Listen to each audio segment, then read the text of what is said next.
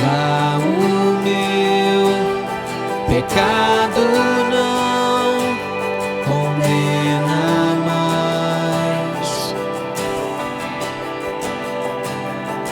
Lá o meu coração tem perdão, paz. Lá todo amor se derramou e transbordou e me inundou. Lá na cruz, eu me entrego a ti, me quebranto, tão vermelho amor e tão alvo eu devo tudo. Queria, no primeiro domingo do ano, eu fiz um plano de começar a pregar sobre a Trindade, não é? E pregar alguns sermões a respeito disso. Mas esse final de semana foi um pouco diferente do que é normalmente o final de semana para mim. Eu não pude finalizar o primeiro sermão sobre a Trindade. Então vou aproveitar e vou responder a duas perguntas que me fizeram, perguntas separadas, não é, que não estão conectadas por pessoas diferentes, mas que a resposta está conectada. E junto com isso, é algo fundamental para a visão nossa de igreja, a nossa visão individual dentro do corpo de Cristo. E é óbvio que eu vou falar coisas que vão levantar, assim, pontos para nós voltarmos a este assunto. Então, foram duas perguntas separadas, mas que tem uma resposta que está conectada. Eu vou aproveitar então para responder isso. A primeira pergunta que uma irmã me fez é sobre João 14, 12, quando Jesus diz assim: na verdade vos digo que aquele que crê em mim também fará as obras que eu faço, e as fará maiores do que estas, porque eu vou para o meu Pai. Então a pessoa me perguntou isso: como isso? Como fazer obras ainda maiores que as de Cristo? Sobre o que Jesus está falando ao dizer isso? Será que alguém na história fez coisas maiores que Cristo aqui no mundo? E a segunda pergunta de outra pessoa, que vai estar conectada na resposta, apesar de não ter nenhuma relação quando foram feitas, qual é a diferença entre dom, talento e ministério? E eu acho isso importante, porque nós não temos como viver a vida cristã sem sabermos isso. Então, nós vamos olhar junto esse texto que a outra pessoa perguntou em João, com Efésios capítulo 4, todo capítulo 4. É óbvio que eu vou falar algumas coisas a respeito do capítulo 4, mas só o capítulo 4 de Efésios daria, assim, uma série muito grande de sermões. Então, eu não espero acabar tudo o que eu vou começar. Não espero falar nem o que eu anotei para falar esta noite, que dirá todas as outras coisas que surgem quando nós meditamos a respeito disso. Mas eu quero que algo substancial fique em nossos corações e fiquem apontando para outras vezes que nós vamos voltar para falar a respeito disso.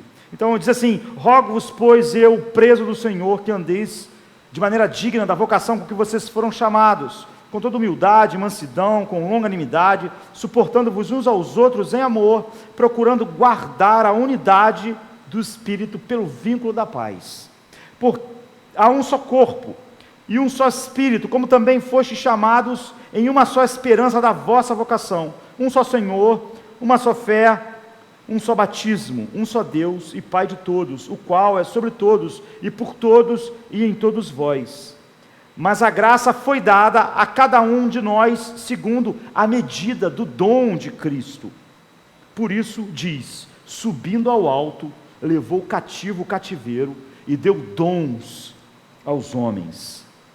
E o apóstolo Paulo vai explicar um pouco a respeito disso. Depois vai falar como cada um de nós foi chamado para ser equipado para o ministério, como os outros ministérios, os outros dons que Deus dá, equipam cada um de nós para o ministério. Enfim, ele vai dizer no resto do capítulo como é viver a vida cristã. Então, como eu disse, a resposta, ela, apesar de ser duas perguntas diferentes, com intenções diferentes, elas estão conectadas aqui na resposta. E o que eu acho importante em falar a respeito disso é porque a resposta a isso diz o que significa de fato Cristo ser o Senhor das nossas vidas, e mostra como o apóstolo Paulo, e como toda a Bíblia, está numa rota de colisão com o espírito da nossa época.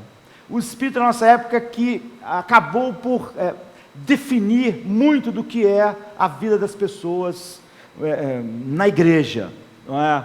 Uma mentalidade de consumidor.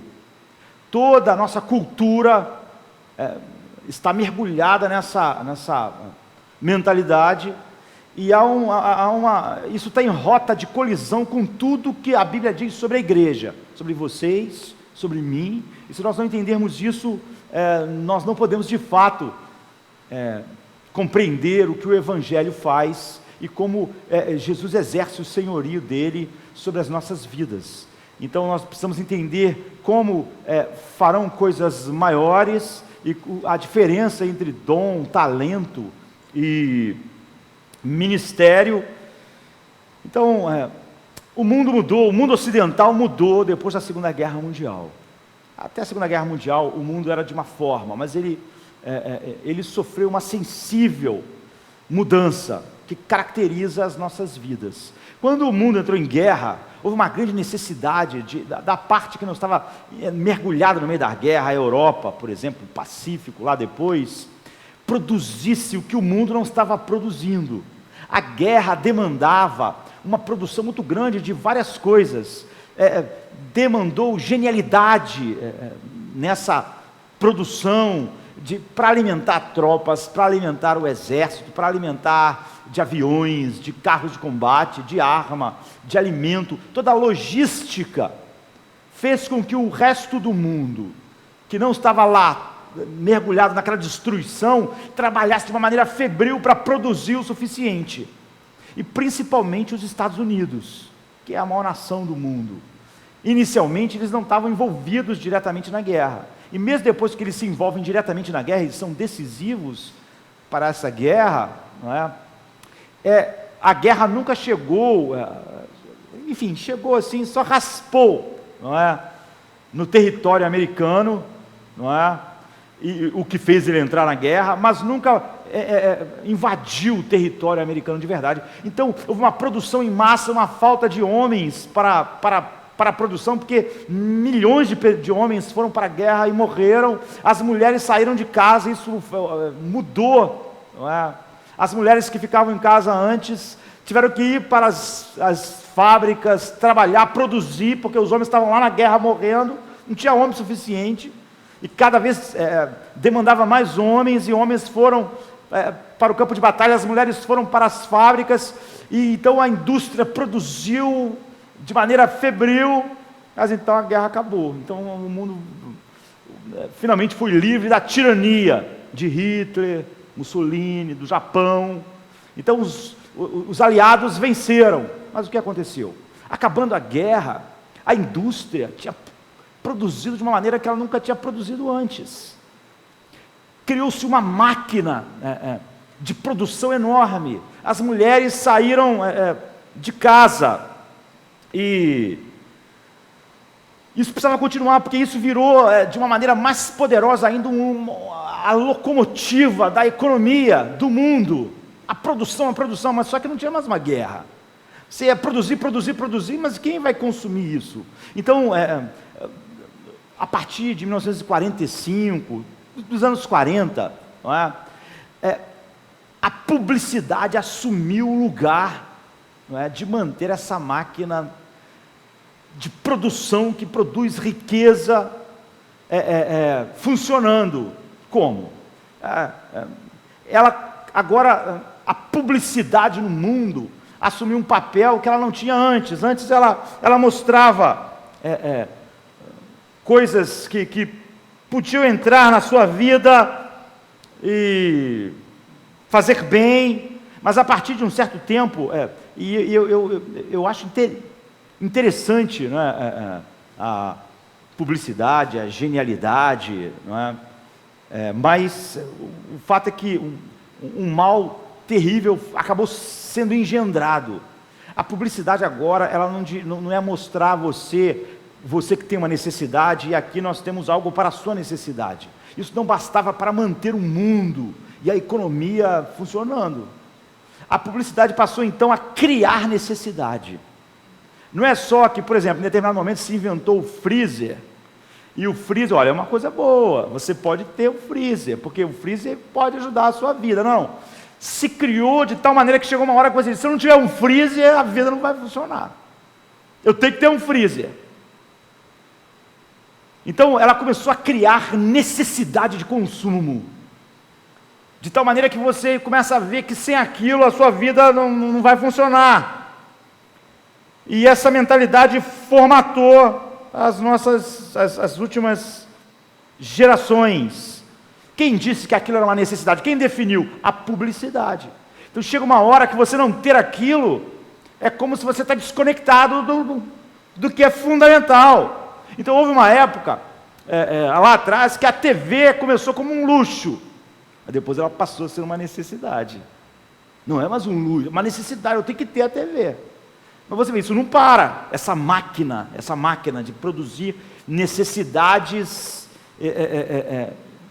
e não oportunidades, se você quiser, ou se for, como um dia já foi. Agora não basta ter uma televisão, agora cria-se a televisão, sei lá, de plasma, não é? A alta definição, não é simplesmente que está lá e você pode ter. A publicidade faz daquilo uma necessidade de tal maneira que você sente que você tem que ter aquela televisão. E TV, micro, smartphone, iPad, tudo vira uma necessidade sem a qual a vida já não vai ser possível. Se você não tiver isso, que a publicidade faz. De todas as maneiras, ela cria essas necessidades, o que acabou gerando uma mentalidade em toda a nossa geração de consumidor. É o que nos define, transformou todos nós em consumidores. Quando o Oriente, assim, os países islâmicos, por exemplo, chamam o Ocidente, os Estados Unidos, de o grande Satã, o que eles estão dizendo, a ideia por trás, é que eles acham que quando a cultura deles entra em contato com a cultura ocidental, com a nossa cultura, eles começam a ser orientados desesperadamente por precisar de coisas que eles nunca precisaram antes. Sabe, o mesmo vírus atinge eles, eles começam a ficar focados e dirigidos por necessidades, nunca mais nada é suficiente e, segundo eles, se tornam mais incrivelmente egoístas. Então, eu estava lendo outro dia um artigo que lá na América, antigamente, eles, por exemplo, quando eles faziam um anúncio para você se alistar no exército, eles diziam, você é um cidadão, você deve lutar pelo seu país, porque isso é que é ser um americano, é lutar pela liberdade do seu povo, você tem um dever para com... Mas agora, depois dessa época, eles não fazem mais isso, não é? Porque essa ideia de que eu devo lutar só porque eu tenho um dever para com a nação, para com os outros, para com a liberdade dos outros, não funciona mais. O que isso vai dar para mim? Entende? A mentalidade mudou. Eu não vou fazer isso só porque isso é o libertar as pessoas, é bom para... O que isso serve para mim? Eu sou um consumidor, como é que isso satisfaz alguma coisa em mim? Então, as propagandas agora você é capaz, isso vai mudar a sua vida, você vai mostrar o seu valor, muitos não são capazes, mas você é um guerreiro, então você sente que aquilo te serve, aquilo tem a ver com você mesmo, e ninguém mais ouviria as mensagens de antes, Você tem que provar para as pessoas que aquilo é rentável, que aquilo vai dar lucro a elas, que aquilo vai dar vantagem a elas, porque senão elas não querem. Agora, o cristianismo do Ocidente foi totalmente contaminado por essa visão. Então as pessoas não podem entender o que o apóstolo Paulo está dizendo, o que Cristo está dizendo, porque você pensa a respeito da igreja o seguinte: o que a igreja tem para me dar? Como é que a igreja serve a minha família? O que a igreja vai fazer pelo meu casamento? O que a igreja vai fazer pela minha psique? Como é que a igreja vai me ajudar? Ou seja, o que ela me oferece? O que é rentável? Essa mentalidade está em rota de colisão com tudo que a Bíblia diz sobre o que um cristão é.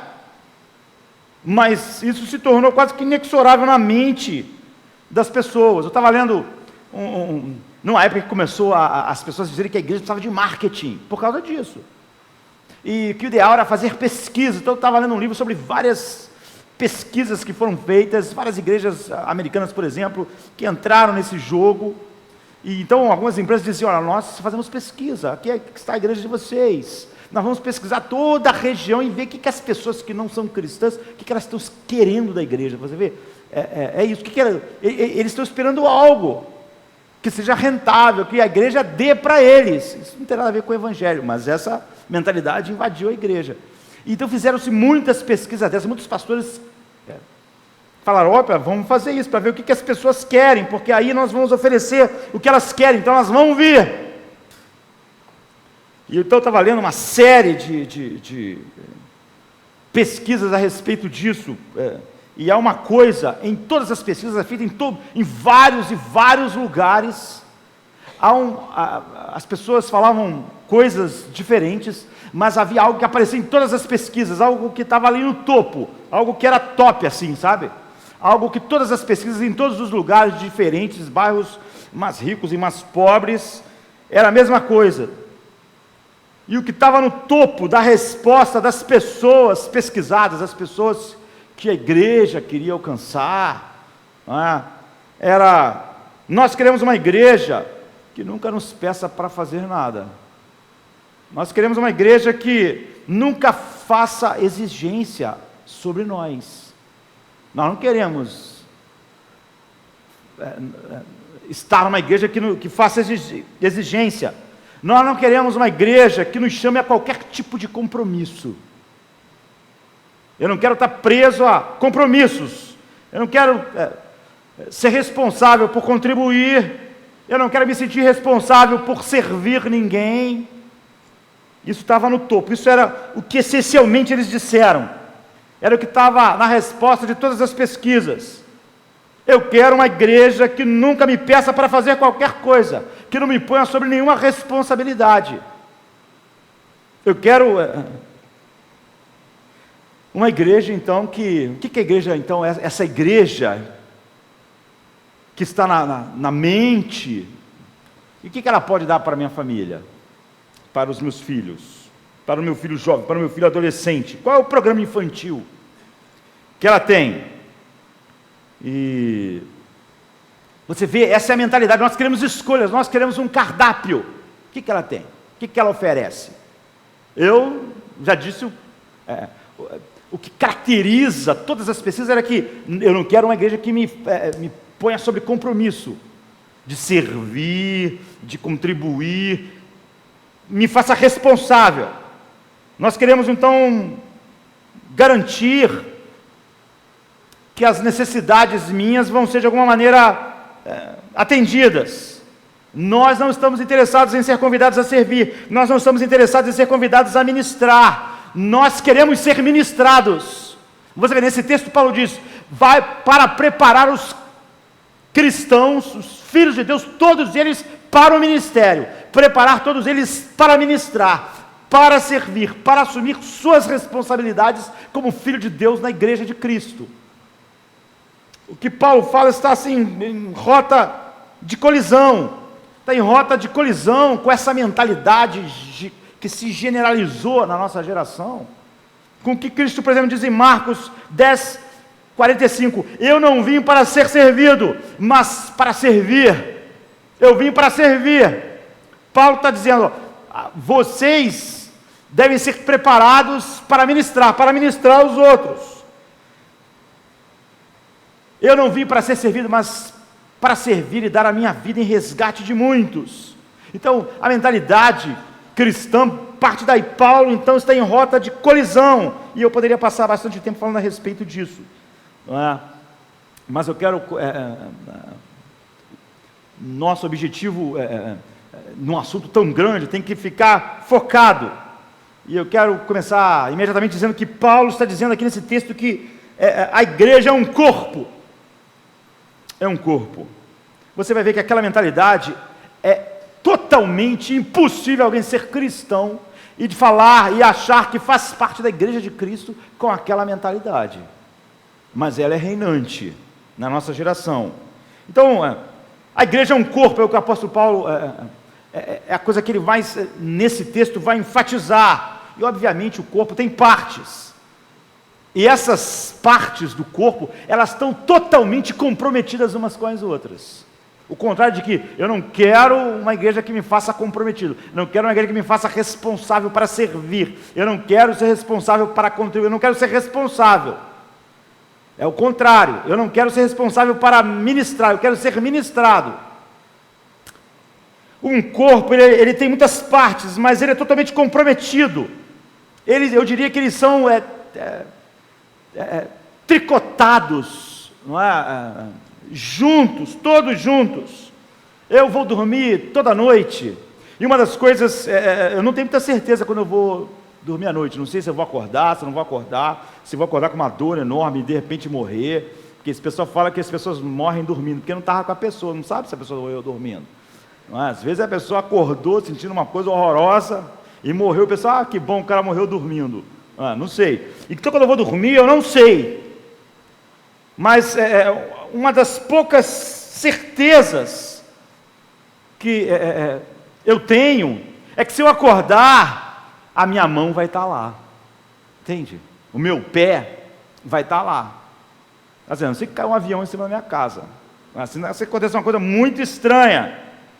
Ou seja, quando eu acordar, as minhas mãos não foram tirar férias, e eu acordo sem mão, acordo sem pé, acordo faltando partes do meu corpo.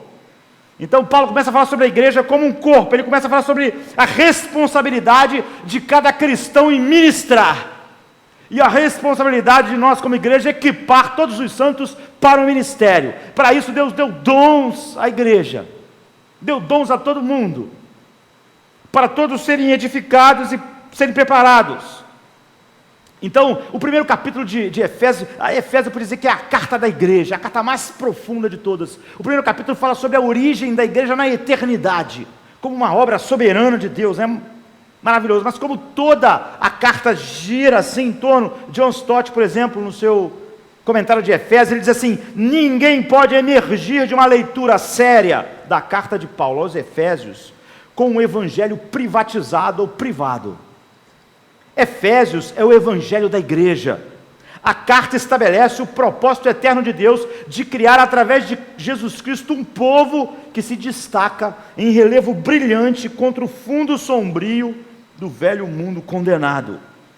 Então Paulo começa a falar sobre a igreja como um corpo, e sobre a responsabilidade de todos os cristãos, se é regenerado, de ministrar. E a área dos dons espirituais, talentos e ministérios, é desenvolvido por Paulo nesse capítulo por causa disso, não é? E nós não vamos poder olhar tudo a respeito de dons, ministérios, não vamos poder falar sobre dons que cessaram e que não cessaram. Isso é um assunto importante que nós temos que falar com calma outro dia. Não podemos cobrir a parte que, como percebermos e descobrirmos esses dons e ministérios. Nós queremos começar apenas com olhar para a teologia por trás disso, não é? Então, primeiro de tudo, Paulo explica que nós somos um corpo, não é? E não apenas uma agregação de pessoas, sabe, de pessoas que são simplesmente colocadas juntas. Nós somos um corpo, significa que há uma unidade na diversidade que nós somos, e há também uma diversidade na unidade. Ele diz assim: rogo-vos, pois eu, preso do Senhor, que andeis como é digno da vocação com que vocês foram chamados. Como ele disse lá no capítulo 1, em Cristo nós somos chamados, escolhidos antes da fundação do mundo, predestinados por Deus. Ele diz: rogo que vocês andem de maneira digna da vocação com que vocês foram chamados, com toda humildade, mansidão, com longanimidade, suportando-vos uns aos outros em amor, procurando guardar a unidade do Espírito pelo vínculo da paz. Há um só corpo e um só Espírito, como também fostes chamados em uma só esperança da vossa vocação, um só Senhor, uma só fé, um só batismo, um só Deus e Pai de todos, o qual é sobre todos e por todos e em todos vós. Você vê que nesses 6 primeiros versos, Paulo, ele enfatiza: somos um corpo, somos um só, enfatiza várias coisas que são uma só a nosso respeito. Nós somos diferentes e extremamente diversificados em muitas maneiras, mas de uma maneira fundamental, nós somos um. E, em primeiro lugar, ele diz: você tem que guardar a unidade. Eu rogo a vocês, para manter a unidade. Ele não fala sobre encontrar a unidade, agarrar a unidade, criar coisas para produzir a unidade. Não. Ele não diz: olha, vocês precisam fazer mais programas, andar mais juntos, passear juntos. Às vezes as pessoas falam essas bobagens para criar uma unidade. Não, você vê, quem fala isso não entendeu o Evangelho. Isso é o que o mundo faz em suas associações. Ele está dizendo: rogo para vocês guardarem a unidade do Espírito, não para criar, para manter jovens, velhos, adolescentes, homens, mulheres. A razão pela qual ele diz isso, porque ele está comparando exatamente a igreja a esse corpo físico.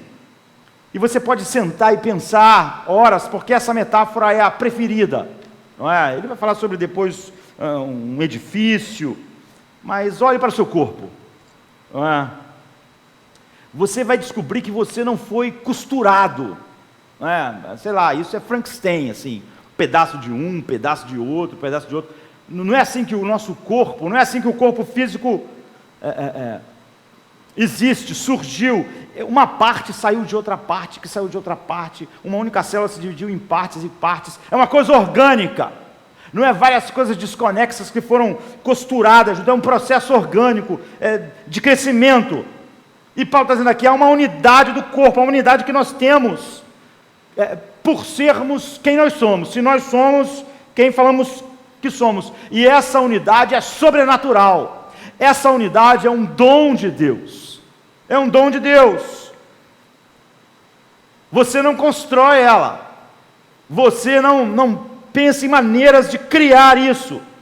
Não é algo que você ou eu possamos alcançar. Não é algo que você pode ganhar. Você só pode manter. Mantenha isso. Mantenha. É um presente, é um dom, foi dado, é sobrenatural. Martin Lloyd Jones, um dos maiores pregadores, teólogos do último século, nasceu em 1899, no último ano daquele século, e morreu em 81, e produziu uma obra maravilhosa. Ele diz que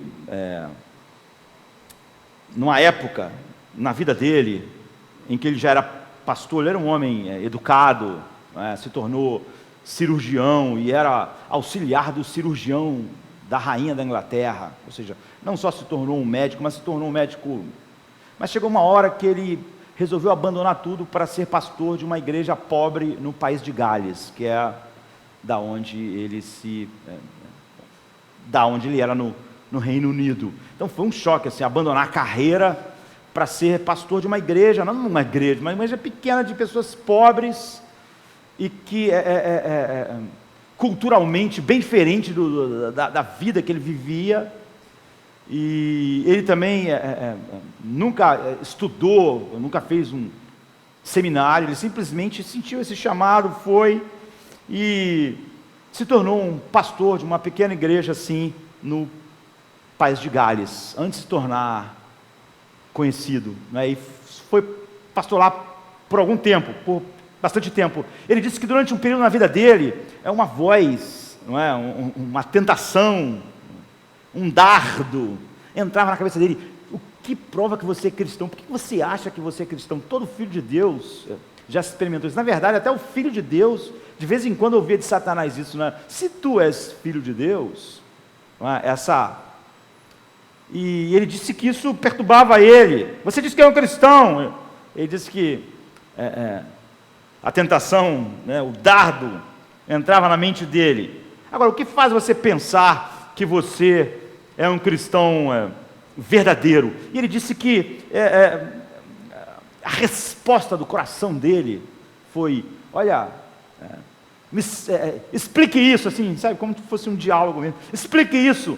Eu sinto muito mais prazer de passar horas com um irmão pobre, que foi a vida inteira um pescador, um pequeno pescador aqui no país de Gales. Prefiro passar horas com ele falando sobre Cristo, do que passar horas falando sobre filosofia, com os meus companheiros de universidade, com os meus companheiros da medicina. Eu sinto muito mais prazer de estar com eles, com os quais eu compartilho a verdade sobre Cristo, do que estar com aquelas pessoas.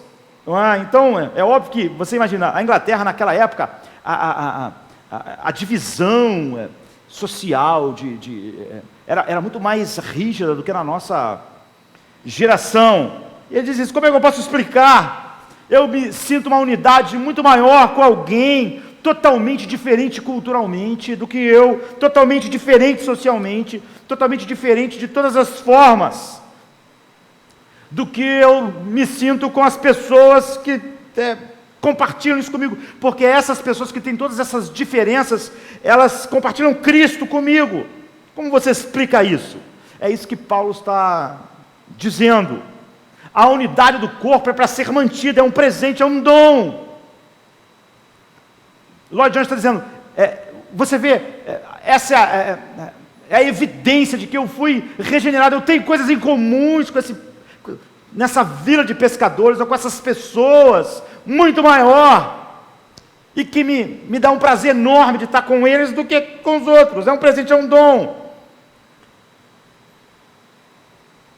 É por isso que ele diz: um só corpo, uma só esperança, um só chamado, um só Espírito, um só batismo. Eu com esses homens, eu tenho um só chamado, um só batismo, um só Espírito, um só Pai sobre todos. Eu tenho um monte de coisa em comum.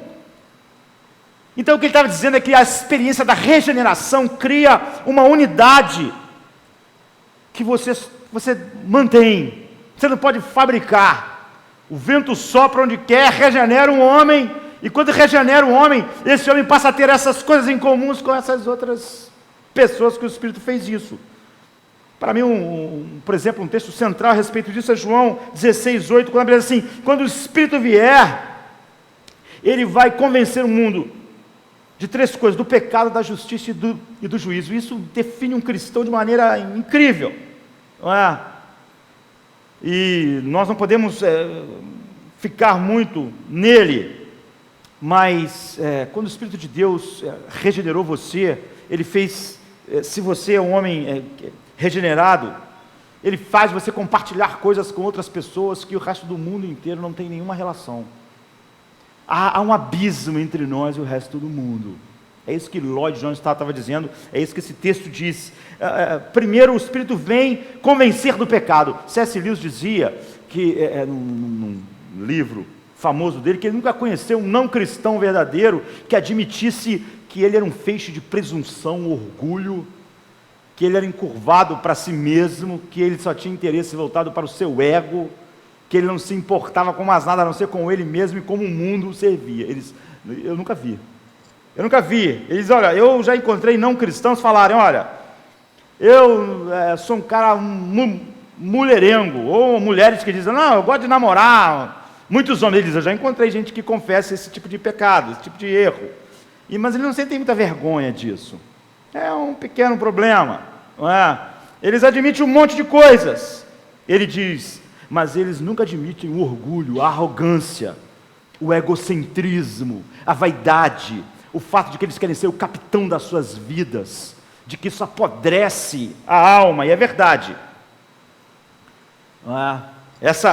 É isso que é convencer do pecado. O Espírito Santo vem e nos mostra que nós vivíamos para nós mesmos, que éramos um feixe de egoísmo e orgulho, e que jamais vivíamos para nada além de nós mesmos. Isso é o pecado, que eu era encurvado para mim mesmo, e que tudo mais eu via, mesmo se eu tivesse uma noção de Deus, era algo que tinha relação comigo mesmo. Então, o cristão, ele tem uma personalidade agora, um caráter que o Evangelho forja, mostrando que ele é muito pior até do que era possível imaginar. Ele se sente miserável mesmo, ele sente que esse orgulho, que era a podridão da sua alma, esse encurvamento para o ego, ele era muito mais mal, autocentrado, depravado do que ele podia imaginar. Ao mesmo tempo, o cristão, ele descobre que ele é muito mais amado do que ele podia sonhar, mas que ele é amado por causa de outra pessoa, que ele é escolhido por causa de outra pessoa, mas que nessa outra pessoa ele é totalmente amado. Então você vê, ele continua vendo que nele mesmo ele é um miserável, um pobre miserável, mas ele não tem problemas com isso, porque ele se sente totalmente amado, mas esse totalmente amado que ele sente, ele não sente que é nada por causa dele, tudo por causa de outra pessoa. Esse é o caráter saudável que o Evangelho traz. É isso que é ser convencido do pecado. Essa é a primeira coisa. No amado, o apóstolo Paulo gosta de usar isso, amados, escolhidos no amado, tudo por causa dele, e nós mesmos, o crente viu isso, o cristão não compartilha isso com mais ninguém no mundo. É isso que Lloyd Jones estava falando. Em segundo lugar, ele vai nos convencer, a Bíblia diz, do pecado, da justiça e do juízo. Essa é a segunda coisa que faz um cristão, essa é a segunda coisa que o Espírito faz. Um cristão nominal, legalista, um fariseu, por exemplo, ou então uma pessoa moralista, ela até admite suas falhas, ela até pede perdão a Deus por suas falhas, mas ela não foi convencida pelo Espírito Santo da justiça de Deus. Então ele não é convencido também da total injustiça dele. Então ele até acha que há algumas coisas nele que precisam ser pedidas perdão a Deus, que são miseráveis, mas ele vê algumas coisas boas em si, algumas coisas que podem torná-lo aceitável a Deus, algumas coisas que Deus pode dizer, isso é bom, isso que você faz é bom, isso é... Então ele é capaz de confessar e se arrepender dos seus pecados, mas eles se recusam a se arrepender da sua justiça. Ele se recusa a dizer, a minha bondade era má, tudo em mim era ruim, tudo em mim precisa ser perdoado, tudo em mim precisa ser castigado em Cristo. Sabe como o puritano diz que até minha lágrima de arrependimento tem que ser purificada no sangue de Cristo? É isso. Você é convencido de que não há justiça nenhuma em você, que você tem que se arrepender, não só daquilo que você chamava pecado, mas que o Espírito Santo te convenceu de uma justiça, que não há nada que é justo diante disso. Você não acha que nada mais aceitável. Então você não acha que você fez muitas coisas ruins e pecaminosas, mas que muitas outras coisas eram aceitáveis, e até que Deus te chamou porque você exerceu algumas coisas boas em relação a Ele. Você acha que não foi tudo Deus que fez, porque tudo em você era mal. O seu ato de maior bondade continha uma maldade infinita. Há um poeta inglês muito famoso, George Herbert, nasceu em 1593, morreu em 1633. Ele foi pastor e um poeta considerado um dos maiores poetas britânicos, estudou, era de uma família rica, se formou na melhor universidade inglesa, e ele escrevendo a respeito disso, ele diz assim: tenho considerado o meu encontro contigo, o teu chamado, não há negociação com a tua forte paixão, pois embora eu pudesse morrer por ti, eu estou sempre numa grande dívida, meus pecados merecem condenação. Ele diz isso, não há como lidar com a tua forte paixão. O que ele está dizendo é o seguinte: se nesse momento eu vivesse uma vida perfeita a partir de agora, se eu vivesse uma vida que nunca mais cometesse nada contra ti, eu merecia ser condenado totalmente. Porque o que eu posso fazer a respeito de todos os pecados que eu cometi? Eu não posso viver uma vida perfeita, mas se eu pudesse viver uma vida perfeita, isso não me colocaria em nenhuma situação meritória diante de ti. Como eu poderia pagar? Então, a diferença entre um cristão e um moralista, um cristão nominal moralista, é que esse cristão nominal, ele é hipócrita, porque ele, embora possa estar convicto do seu pecado, ele nunca se sente condenado por sua justiça. Ele nunca se sente condenado por aquilo que ele de bom que ele achava que fazia. O cristão, ele sente o peso de todos os seus pecados que o condena. Depois ele sente que tudo de bom que ele fazia condenava ele também. O Espírito Santo convence ele de todo o pecado e da justiça infinita de Deus. E isso faz, essa segunda coisa, ele vê tudo na sua vida como digno da condenação de Deus. Que não há nada bom, não há nada bom.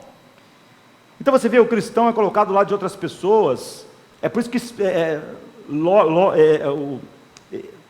ele, ao expressar o que é ser um cristão, a unidade, está dizendo: olha, há um abismo, porque só os cristãos vivem isso. Isso não, eles não criaram, isso foi dado.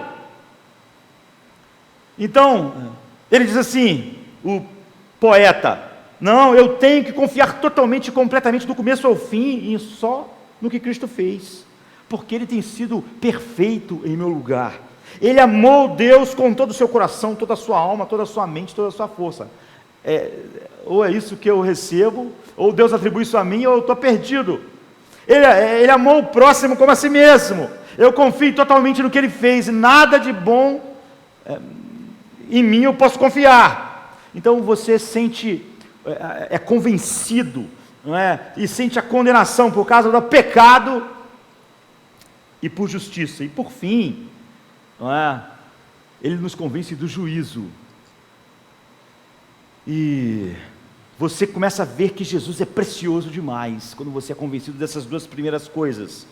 1 Pedro 2,7 diz assim: portanto, para vocês, os que creem, esta pedra, Jesus, é preciosa, mas para os que não creem, a pedra que os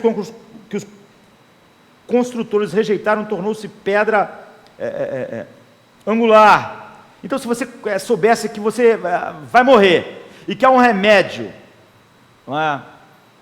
E esse remédio seria a coisa mais preciosa para você, não importa o que ele custasse, todo o resto é dispensável. A Bíblia diz que esse é o estado daquelas pessoas que foram convencidas do pecado e da justiça, pelo que Cristo fez. Ele se torna absolutamente precioso para nós, e por isso os cristãos, eles são tão únicos, não é? Primeiro, eles sentem uma liberdade nas perdas. Ele pode perder coisas. Sim, aqui está todo o dinheiro que eu estou perdendo. Não é o fim do mundo perder, porque não é a preciosidade para mim mais. Porque tudo parece pálido em comparação a Cristo. É essa a história da vida de Paulo, não é? Quando nós perdemos, pode ser qualquer coisa na vida, você pode dizer, isso é doloroso, mas nunca é o fim do mundo.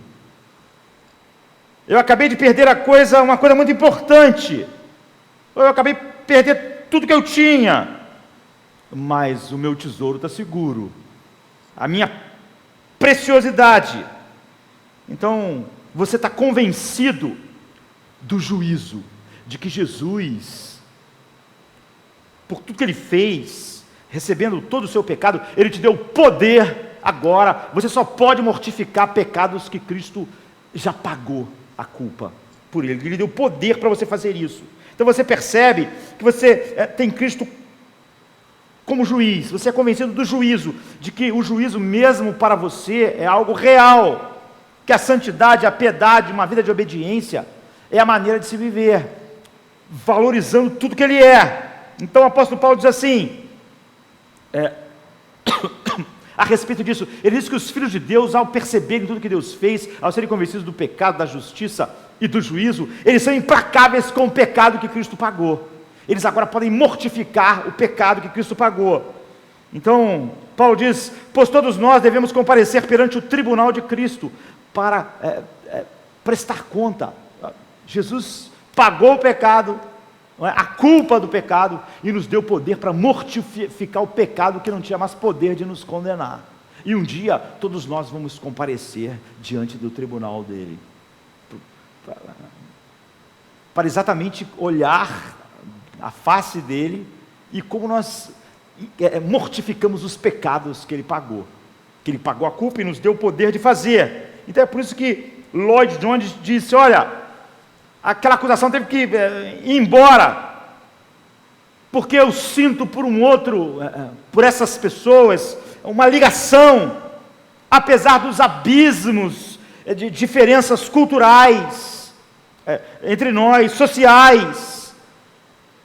Eles estão muito mais próximos de mim do que meus colegas da faculdade, do mesmo status social que eu tinha antes, porque eu sou um corpo com essa pessoa. Nós fomos convencidos do pecado, da justiça e do juízo, ao sermos regenerados pelo Espírito Santo. Então Paulo diz: procurando guardar a unidade do Espírito pelo vínculo da paz, há um só corpo e um só Espírito, como também fostes chamados em uma só esperança da vossa vocação, um só Senhor, uma só fé, um só batismo, um só Deus e Pai de todos, o qual é sobre todos e por todos. Então, você sabe o que é essa unidade? Por que o cristão está assim unido?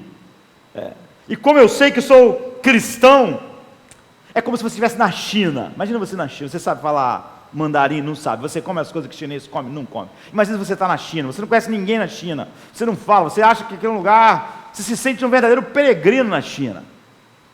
Eles comem uns troços estranhos que você não gosta nem de ver eles comendo, eles falam, você não entende nada, eles gostam de coisas que você não gosta. Então você está andando lá na China, numa cidade da China, e você de repente, no meio daquela multidão de chineses, porque se existe multidão é na China, no meio daquela multidão de chineses, é assim que é a vida de dois cristãos regenerados. No meio daquela multidão você olha e vê um brasileiro, você sente o quê? Uma ligação, não é?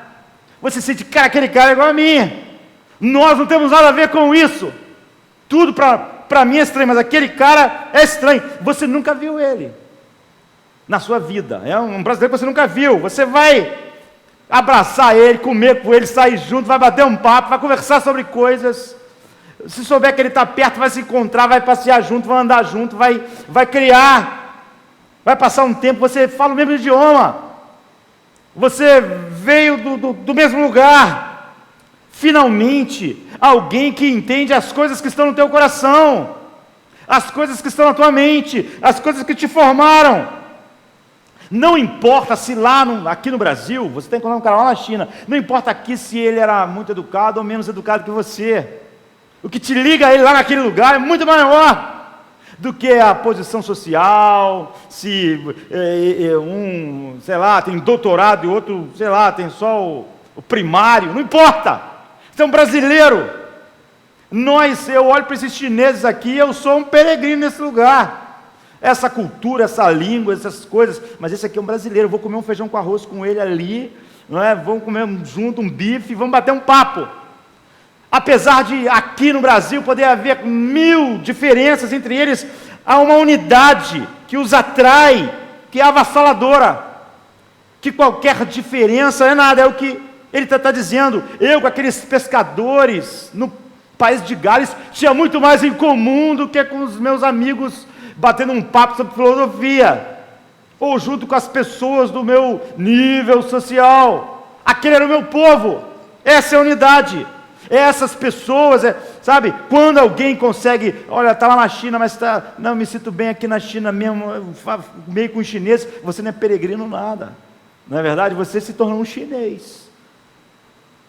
Então, um cristão que não tem isso, não é cristão de fato, não é o que você desenvolve. Você encontrou aquele cara. Há 1000 coisas que fazem você serem 2 pessoas íntimas no meio daquela multidão de chineses. É por isso que John Stott diz: ninguém pode emergir da leitura cuidadosa da carta de Paulo aos Efésios com o evangelho privatizado ou privado. Não existe na Bíblia.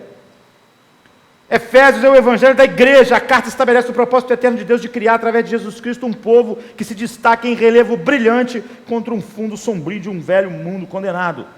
Então, após a conversão, quando o homem é regenerado, a motivação para tudo na sua vida é agradar a Cristo. Ele foi convencido do pecado, ele foi convencido de que toda a sua justiça, toda a sua bondade é má. Ele foi convencido de que vai estar diante de Cristo um dia, para prestar conta da sua vida. Ele não tem nada em comum com o mundo, queridos. É estranho o mundo. E ele tem tudo em comum. É por isso que Paulo está dizendo: um só Senhor, um só batismo. É essa a unidade. Não é algo que a gente cria porque a gente vai, sei lá, ao cinema junto. É essa unidade.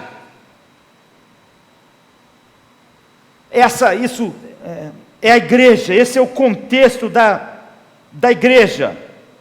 E eu tenho que pular para finalizar tudo isso.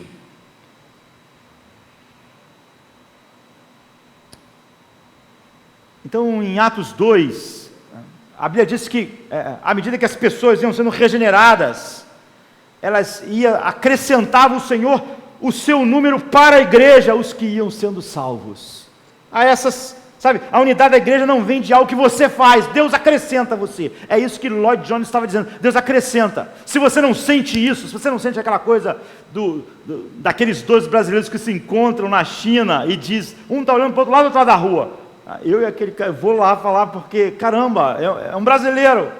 Se você não sente isso em relação a outros cristãos, isso que Lloyd Jones estava dizendo a respeito do que era a evidência da obra do Espírito Santo na vida dele, então você não pode criar isso. Paulo diz: quem é assim, mantém, portanto, toda essa diversidade, há uma unidade. O conceito de corpo também ensina que dentro da unidade há essa diversidade enorme. Em primeiro lugar, os dons espirituais significam que nós temos uma capacidade ministerial que é parte, eu diria, do ministério de Cristo, que é parte da capacidade do ministério de Cristo. Cada um de nós tem parte disso. Então Paulo diz assim no versículo 8, por isso diz, subindo ao alto, levou o cativo o cativeiro e deu dons aos homens. Nós podíamos ler tudo, mas íamos gastar tempo. Então ele fala no 16, do qual todo o corpo bem ajustado e ligado pelo auxílio de todas as juntas, segundo a justa operação de cada parte, faz o aumento do corpo para edificação em amor. Então quando você pensa no corpo, não é? Você pensa assim, em que parte do corpo está a minha vida? Você já pensou isso? Onde está a sua vida? Quando você olha para o seu dedo, para o seu braço, você não pensa assim, minha vida não está aqui. Eu posso tirar esse dedo, porque minha vida, onde é que está a minha vida? Onde ela reside? E onde ela não reside eu posso tirar. A tua vida está em cada parte do seu ser. Você não pode se dar o luxo de perder nada. Perder é uma amputação, é uma violência. O conceito de corpo significa que os poderes do ministério e a habilidade de Jesus Cristo, os poderes infinitos de Cristo, são divididos e residem em diferentes partes do corpo. O poder infinito de Cristo, do ministério de Cristo, estão espalhados em diferentes partes do corpo, do seu corpo, que é a igreja. Assim como as várias capacidades residentes em nossos corpos estão espalhadas. Ou seja, por exemplo, por mais fundamental e incrível que seja o nosso cérebro, nós precisamos desesperadamente, ele não pode amarrar o sapato, o nosso cérebro não pode amarrar nosso sapato. Se não tiver dedo, por mais espetacular que você ache o cérebro em relação ao dedo, você vai ter que pedir alguém para amarrar o teu sapato. Você precisa de tudo. Então as habilidades infinitas do ministério de Cristo foram espalhadas por todo o corpo. Essa é a razão porque nós somos capazes, não é? Por exemplo, de usar pense no mosaico. Um mosaico cheio de pequenas peças, um mosaico que formasse Cristo assim. não é um vitral, com muitas peças. É isso, tudo junto, pequenos pedaços. Quando você coloca tudo junto, você tem uma bela imagem de Cristo. Se você pegar um deles e afastar ele do mosaico, ele é incompreensível. Pode até ser um vidro assim, bonito, ter transparência, cor, mas ele é como uma peça no quebra-cabeça, ele não está lá, você não pode dizer o que ele é, ele não tem função, você não pode dizer para que ele serve, você pode dizer o que ele faz. É por isso que quando todos nós estamos juntos, como igreja local e a igreja de Cristo, você tem realmente um tremendo poder da manifestação de Cristo.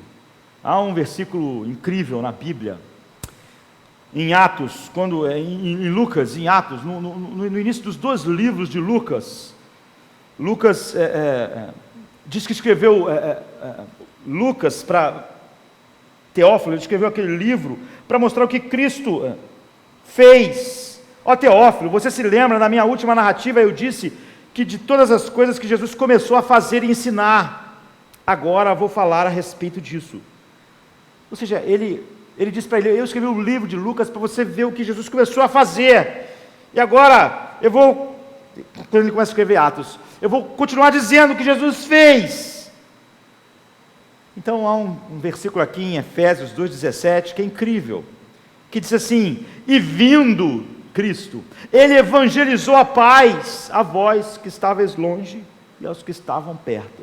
Não é incrível isso? Por exemplo, se eu ler um versículo antes e um depois, ele está dizendo que Cristo veio e pregou a paz para eles, e pela cruz reconciliar ambos com Deus em um só corpo, matando com ela as inimizades. Está falando de como ele alcançou os gentios.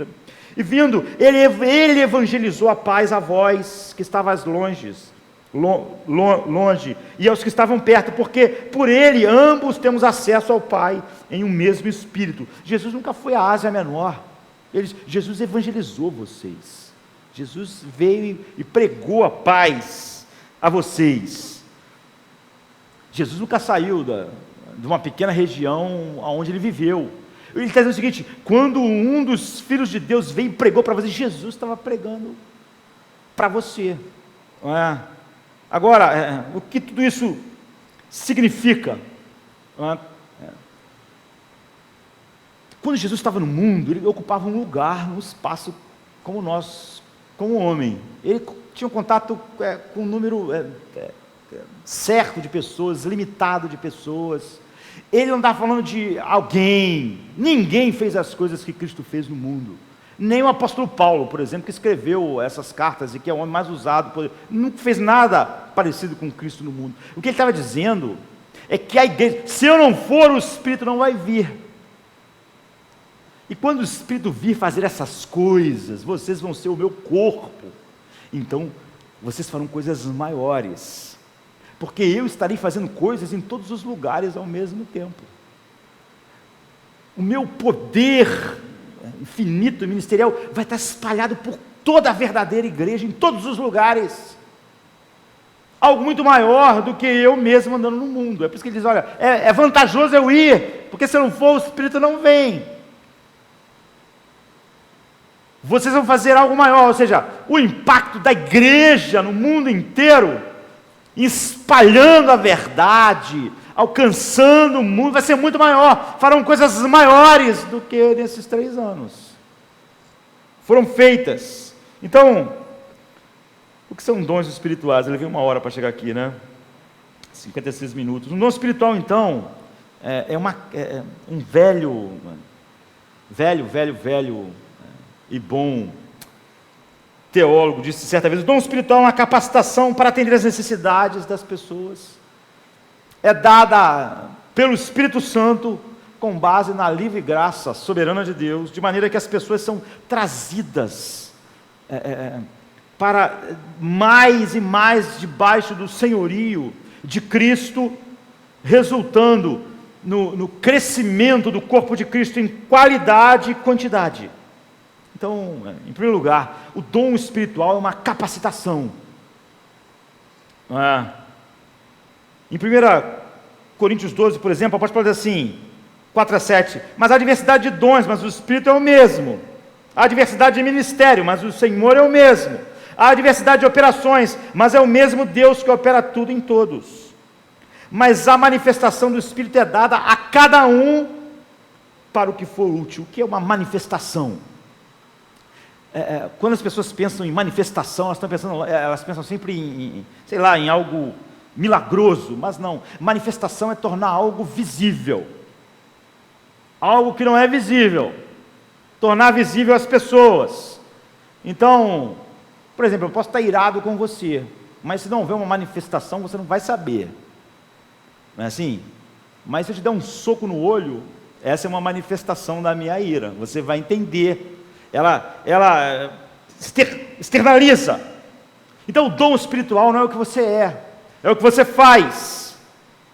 É uma coisa visível, você faz. E é sempre algo que atende à necessidade das pessoas em levá-las para debaixo do senhorio de Cristo, em edificá-las nisso. É isso que é um dom espiritual. No Novo Testamento, sempre que você vê a palavra edificar, você tem que perceber que ela é uma palavra de suma importância, né? Oikodome é a palavra no original. Sempre está falando sobre edificar alguém dentro da casa de Deus. Edificar alguém como o corpo de Cristo. Então, às vezes Paulo vai usar aqui a igreja como um templo vivo. É isso, é edificar alguém assim, como uma pedra no templo. Então o dom espiritual é uma capacitação para levar as outras pessoas a esse lugar onde ela manifesta mais a glória de Cristo, se submete mais ao senhorio de Cristo e vive mais profundamente para a glória de Cristo. Ela é dada pelo Espírito por livre graça. Um outro teólogo chamado J.I. Packer, né, excelente, diz assim: a capacidade de falar e agir de uma maneira, não é, particular, nós só podemos chamar de dom se é usado para edificar espiritualmente alguém para a glória de Cristo, levando essa pessoa mais ao senhorio de Cristo. Então, o que constitui o dom, às vezes há pouco talento, mas o que constitui o dom é a bênção de Deus. Se Deus usar aquilo, e se Deus usa aquilo para edificação espiritual, ou seja, colocar alguém debaixo do senhorio de Cristo, expressando mais Cristo, equipando a pessoa para o ministério, é isso que um dom faz, não é? Então as habilidades nem sempre vão acompanhar isso. As habilidades às vezes vão estar lá, e nós temos que entender o que é talento e o que é dom. Talento também é algo que Deus dá. Então a pessoa perguntou sobre o que era talento, dom e fruto. Talento é uma coisa, nós vivemos num mundo quebrado pelo pecado, então Deus deu talentos aos homens, sabe? Para que a vida seja possível, na sua graça comum. Nós estamos usando um monte de coisa aqui, foi Deus que fez isso. Deus deu talento a todos os homens, e de alguma maneira, através da graça comum, esses talentos tornam a vida humana possível. O dom, ele pode estar baseado num grande talento que Deus deu, ou às vezes ele está baseado numa coisa que nós julgaríamos ser um subtalento, não é? Que não é tão grande. Então o talento, ele enriquece, mas ele enriquece a vida natural. Você pode, por exemplo, pensar assim: Deus deu ao Steve Jobs um talento que abençoou a criação em geral. Quer dizer, com o iPad, com essas coisas que a gente usa. Os homens criando remédio, criando as estruturas que a gente vive. Talento abençoa o homem no nível da criação, no nível natural. Agora, quando o talento que Deus dá é usado, o dom espiritual sempre é usado para a edificação espiritual sobre o senhorio de Cristo. É isso que é um dom espiritual, não é?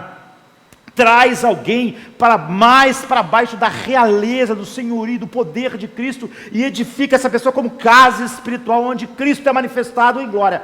Isso é dom, é diferente de talento. E Paulo está dizendo que todos nós ganhamos dons, todos. Um só Deus e Pai de todos, o qual é sobre todos e por todos e em todos vós. Mas a graça foi dada a cada um de nós segundo a medida do dom de Cristo. Por isso diz: subindo ao alto, levou o cativo o cativeiro e deu dons aos homens. Então, quando Cristo assumiu o seu lugar, depois de a redenção está feita e o Espírito Santo aplicar ela a nós, o poder de Cristo, no qual ele exerce esse ministério, que lhe foi dado pelo Pai, essas habilidades, elas se espalham por todo o corpo de Cristo. Não há uma parte do corpo onde não há isso. E através disso, os homens são edificados, são curados, são colocados mais debaixo do senhorio de Cristo. E isso às vezes pode estar ligado a um grande talento e às vezes não é? Por exemplo, Spurgeon é um cara que tinha um grande talento.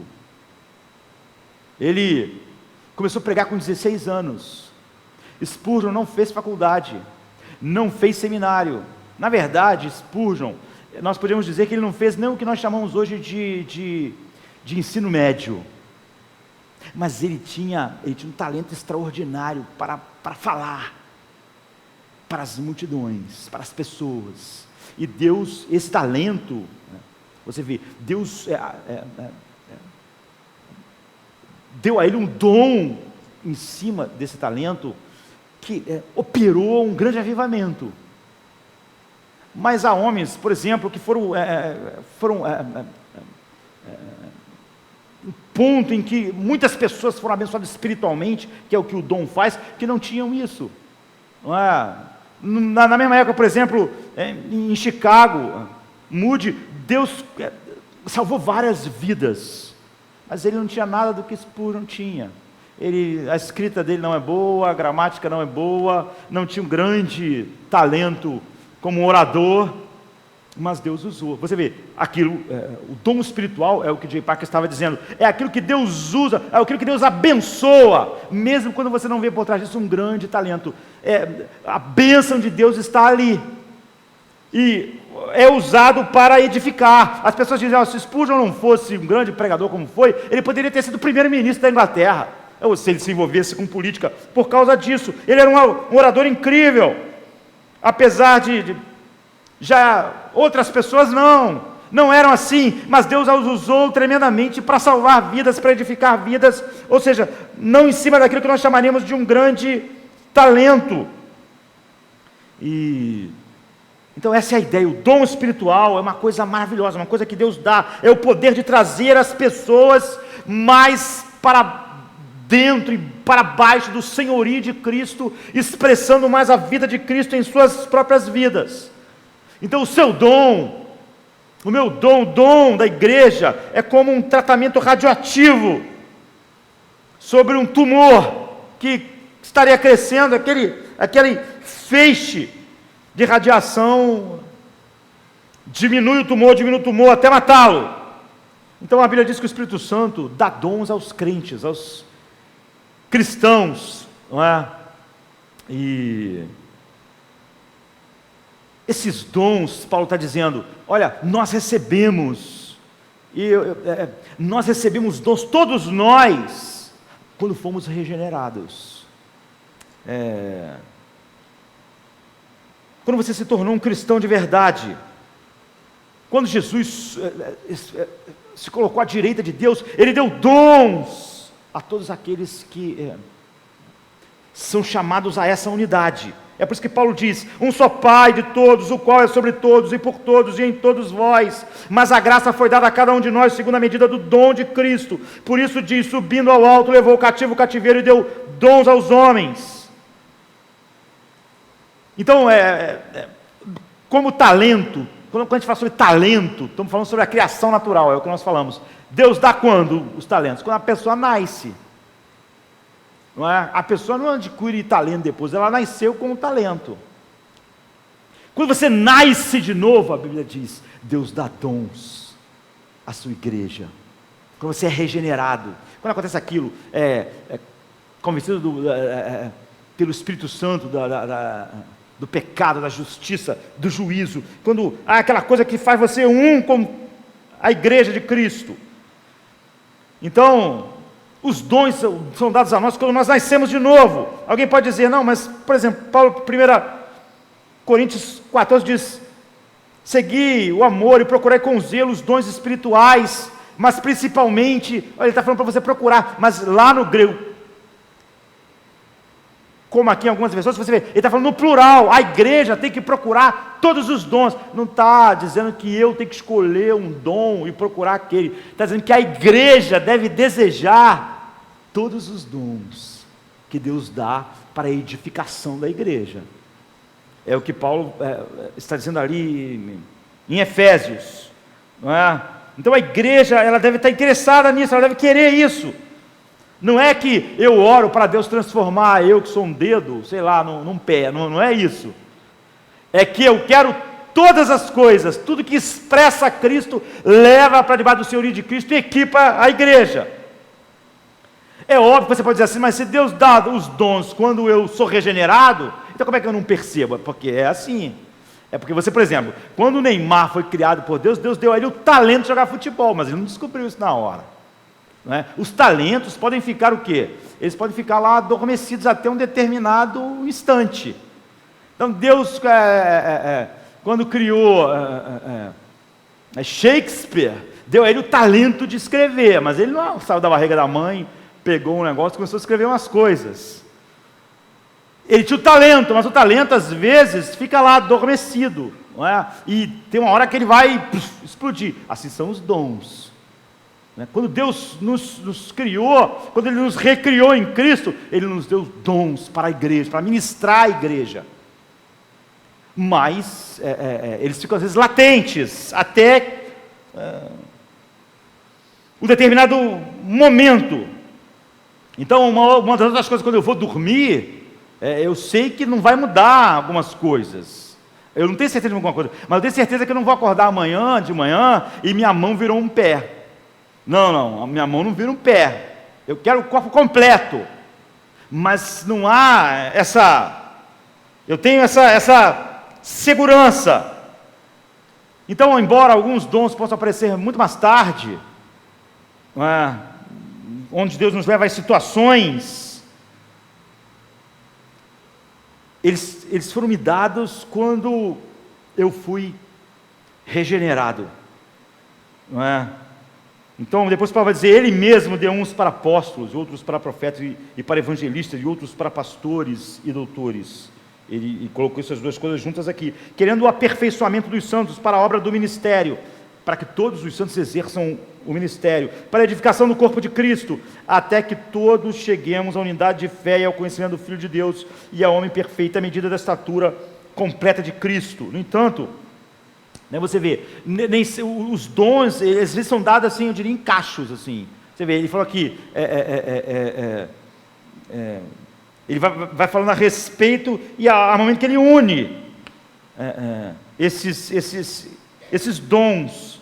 Então, o dom, ele se transforma em ministério, mas o mesmo dom se transforma em ministérios diferentes. Eu não tenho tempo para falar sobre isso como gostaria, mas você vê, você pode ter um cacho de dons, porque ele diz apóstolos, e outros para profetas, e outros para evangelistas, e outros para pastores e doutores, e mestres. Mas em outro lugar, por exemplo, ele diz, Deus chamou um para pastores e outro para mestre. Aqui ele está juntando essas duas coisas. Em outro lugar, ele separa, ou seja, alguém pode ter o dom de ensinar e não ter de ser pastor, e às vezes sim, ou seja, os dons podem estar num cacho na vida de alguém, mas um dom, o mesmo dom em mim, em você, pode se transformar em ministérios diferentes. Por exemplo, eu tenho dom de ensinar, mas eu não tenho jeito para o negócio de ensinar criança eu tenho uma dificuldade. Você vê, o seu dom de ensinar, você não, eu criança é assim, o seu dom de ensinar virou um ministério, que virou um ministério diferente em mim. Quer dizer, o mesmo dom pode virar um cacho de ministérios. Como eu disse, eu vou ter que falar mais a respeito disso outro dia. Como nós descobrimos, enfim, falar tanto mais sobre dons, sobre o que cessou, enfim, todas essas coisas. Mas você vê, um dom pode se transformar em vários ministérios diferentes. Como também, às vezes, nós temos um cacho de dons.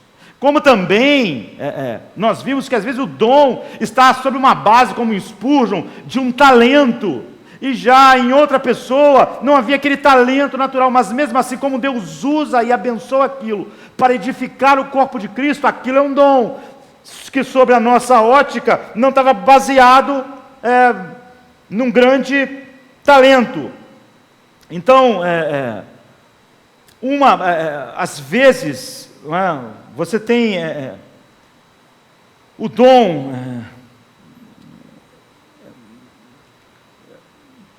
de aconselhamento, de exortação. Tudo bem, esse é um dom, mas ele pode se transformar em vários ministérios. Você pode achar, se sentir direcionado e Deus te direcionar, que você tem facilidade de falar com os solteiros e ajudá-los. Então isso transforma num ministério diferente do que na vida de outra pessoa, não é? Então o mesmo dom gera vários ministérios. Pode gerar 4, 5 ministérios diferentes. E a Bíblia diz mais, a potência diferente nesses dons. É segundo a operação de Deus naquilo. Às vezes você tem o mesmo dom, o mesmo ministério, mas uma potência diferente. Não é? O que a Bíblia está querendo dizer é o seguinte: cada um de nós aqui nesta noite é como um floco de neve, como uma digital, como a íris do olho. Não há nada exatamente igual da maneira com que Deus fez as coisas, porque nós temos diferentes dons, que geram diferentes ministérios, que têm diferentes potências, que atingem faixas etárias diferentes. Alguns de vocês são homens, alguns de vocês são mulheres, alguns são jovens, alguns velhos, alguns têm determinadas profissões, outras. Você entende? Há pessoas que você pode alcançar, que outras pessoas não podem. Há pessoas que você tem acesso, que outras pessoas não têm. Significa que há certas pessoas que só você pode ser usado por Deus para tocar Ele com a glória do Evangelho no mundo e para edificar os santos. Somente você pode trazê-los para o reino, através de você, ou pode curar, ou ajudar, ou trabalhar com eles. É como uma digital, é único, cada um de nós. Então, mesmo quando nós falamos em dom, por exemplo, do aconselhamento, aí, esse ministério pode ser dividido de várias maneiras diferentes. Quantas vezes, não é, houve momento na sua vida, na minha vida, que você precisou de aconselhamento, e você às vezes precisava só de alguém que colocasse a mão no seu ombro e ficasse ali contigo, sabe? Tipo chorar com quem chora. Assim, só isso. Mas às vezes você precisava, assim, e muitas das vezes eu acho, você precisava de um soco na costela, não é? Para acordar e para crescer. Alguém que diga para você: para de choramingar o tempo todo. Não é? A vida é dura, você foi chamado para um campo de batalha. Às vezes você precisa de alguém para fazer isso. E, enfim, você precisa de um conselheiro com dom de ensinar. E às vezes um conselheiro com dom da misericórdia. E realmente essas coisas nem sempre estão tudo na mesma pessoa, não é? Portanto, às vezes você procura está no momento da vida, sabe, igual o Jó, que precisa de alguém que te abrace e chore contigo, mas aí vai alguém lá e dá um soco na tua costela. Entende? Não. É por isso que Deus criou essa diversidade na igreja, para edificar os santos, para nos levar, porque todos os cristãos são únicos. Significa que cada um pode fazer o que o outro não pode fazer. Significa que ninguém pode deixar de fazer porque o outro está fazendo. Significa que esse mosaico, que é o poder ministerial de Cristo, foi dividido por todos nós. Significa que, como eu estava dizendo, o cérebro pode parecer muito maravilhoso, mas amanhã ele não vai amarrar nosso sapato, não vai lavar nosso rosto, não vai fazer essas coisas em nossas vidas, não vai pentear nosso cabelo, nós vamos precisar de pés para ir nos lugares, nós vamos precisar de todas essas coisas. E para encerrar, não é? Eu quero dizer que dom não é fruto espiritual. Então nós falamos rapidamente sobre talento, dom, a razão por que Cristo disse que fariam coisas maiores, a igreja.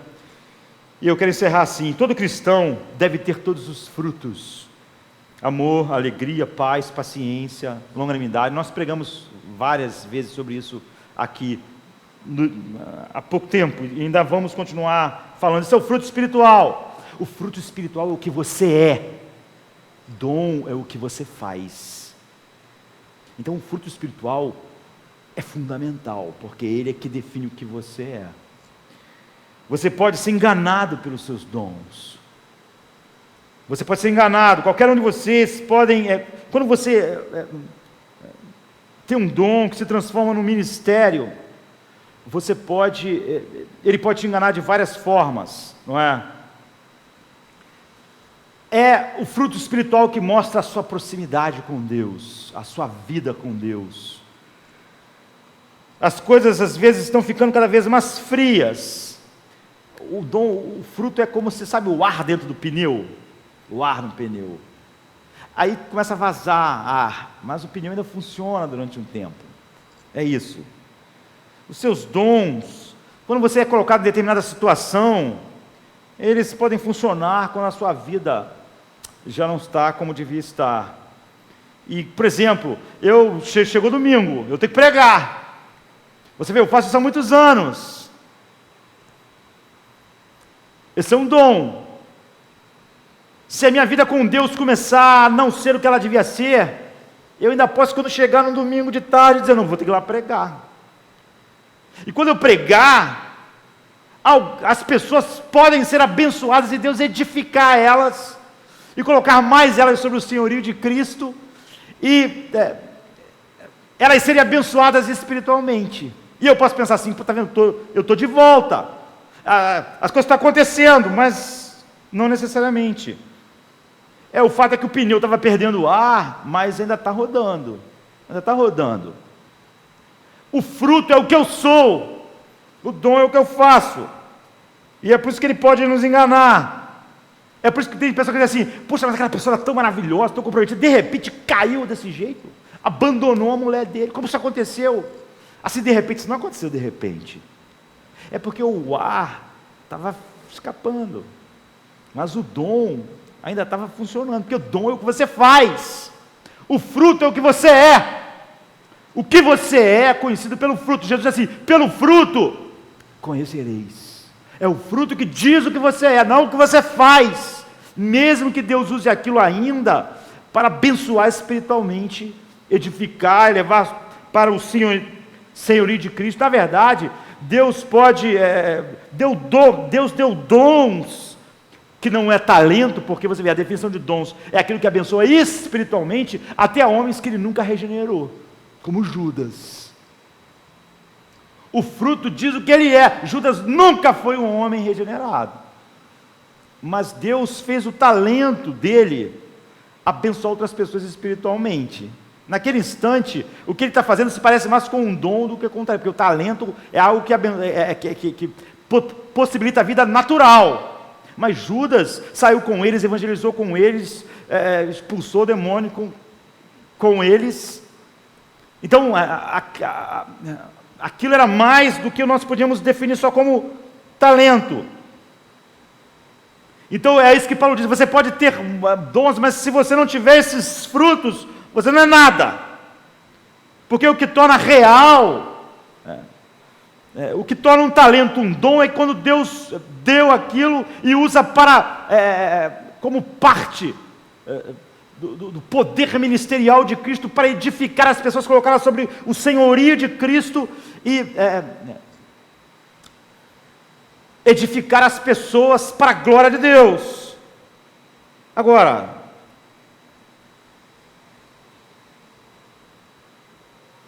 se você tiver com a vida espiritual esvaindo, é quando não há fruto espiritual, é o fruto que diz o que você é.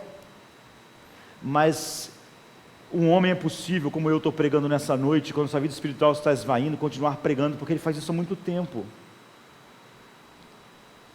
E ele pode continuar fazendo isso enquanto sua vida espiritual está esvaindo. E é por isso que ninguém nunca cai de repente. É uma tolice achar que alguém está espiritualmente saudável e de repente pisou numa casca de banana lá e caiu. Não, aquela vida estava declinando. Você via aí fazendo coisas, mas dom é o que eu faço, fruto é o que eu sou. Então eu quero encerrar dizendo: todos nós somos chamados para ministrar, você vê? Nós não fomos, o que liga a unidade, e nós fomos chamados para ser equipados para o ministério, nós fomos chamados para servir ao outro, para edificar espiritualmente ao outro. Todos nós recebemos dons para isso. A ideia de consumidor na igreja é totalmente anti-igreja. A ideia de que eu posso ser igreja sozinho, igreja privada, igreja na minha casa, igreja sem a comunhão numa igreja local é totalmente antibíblica. A ideia de que eu estou aqui para as pessoas ministrarem para mim, para elas cuidarem de mim, é totalmente antibíblica. Eu estou aqui para fazer isso. E eu estou aqui de tal maneira, faço parte organicamente disso, que ninguém pode fazer algo e eu dizer que eu não estou fazendo porque a outra pessoa está fazendo, porque eu sou único. Um feixe de dons que se transformam em ministérios diferentes. Então, ninguém. E você pode dizer assim nessa noite, então, mas pastor, às vezes eu me sinto tão cansado, estou tão cansado para ministrar, e eu chamei para servir, fui chamado para servir e ministrar. É isso que você foi chamado para fazer. É óbvio que na nossa vida há momentos em que o solo precisa ser cuidado, mas a maneira de você, quando está cansado, se você estiver cansado e exausto, nunca alguém vai dizer para você: só não faça exercícios. Vai dizer: não, se alimente direito e faça exercícios. Não fazer exercício não vai fazer você ficar descansado, você vai ficar cada vez mais prostrado. No último dia, Jesus vai nos chamar exatamente para como eu estava dizendo, da justiça, do pecado, do juízo, para cada um de nós dar conta do que fizemos com isso. Ele levou cativo o cativeiro e deu dons aos homens, a todos nós. Nós temos muito que falar sobre como descobrir, a maneira que a Bíblia nos direciona para descobrir o nosso dom, ministério, como a igreja precisa de todos nós, dessa forma, trabalhando. Que dons cessaram? Não, mas é fundamental nós entendermos que todos nós, organicamente, estamos ligados assim, como nós vimos, somos peregrinos, é isso que faz da gente cristão. Nós temos mais em comum com o outro, com o irmão aqui, do que com o mundo inteiro. É o que Lloyd Jones falou: aqueles pescadores galeses tinham muito mais, eu tinha muito mais em comum com ele, é como dois brasileiros se encontrando em Xangai. Somos peregrinos, temos tudo em comum, e estar convencido do pecado, da justiça, do juízo, ter recebido dons, nos faz tão diferentes do mundo. Nós somos o corpo de Cristo. Esse mosaico precisa estar todo completo. Cada um de nós foi dado dom, ou seja, parte do poder ministerial de Cristo foi dividido por todos nós, de tal maneira que coisas maiores são feitas. Agora nós estamos espalhados pelo mundo, em igrejas locais, e nos espalhamos, e somos Cristo fazendo essas coisas. E isso é ser igreja. Então é por isso que Jesus disse que faríamos coisas maiores. E essa é a diferença entre dom, talento, ministério. Todos nós precisamos entender o que é ser igreja, cada vez mais. E a carta dos Efésios é para isso, ela é a carta da igreja. E é a carta mais profunda da Bíblia. Que cada um de nós possa se levantar e viver com graça tudo aquilo que Deus chamou cada um de nós para viver. Aquela coisa da pesquisa: olha, eu quero uma igreja em que eu não precisa estar, que cobre nada de mim, ou que eu não seja responsável por isso, não seja para... Isso é exatamente o que o cristão não é. Cada um de nós pode olhar para nós mesmos, como ele fez ao ser questionado pelo diabo se ele era filho de Deus ou não, e olhar o que somos e o que não somos, e quanto nós temos que ser edificados e edificar os outros, para que a igreja cresça debaixo do senhorio de Cristo, para a glória de Cristo, através do corpo de Cristo, que somos nós.